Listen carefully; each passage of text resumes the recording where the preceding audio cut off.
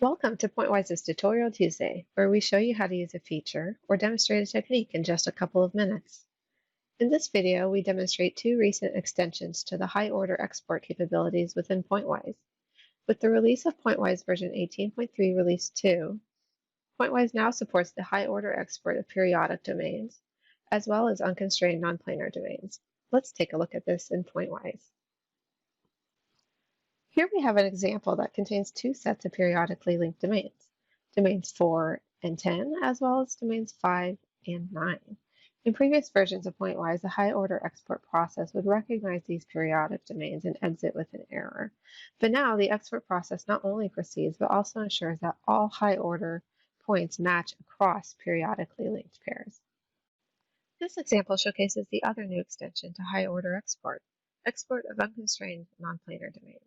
As you can see, we have two free domains shown here, the far-field domain and the symmetry domain. I've already set up the solver attributes for this, so let's go ahead and export this block.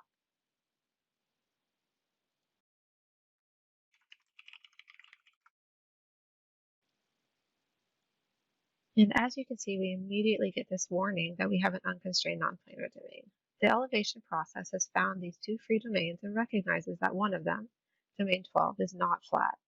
Rather than exiting, the export process will default to using a linear interpolation to position the high-order points for this domain, resulting in straight-edged high-order volume elements instead of curved elements near this domain. If you see this warning during your high-order export, you will want to check the domains listed to make sure that you don't need curvature in those regions.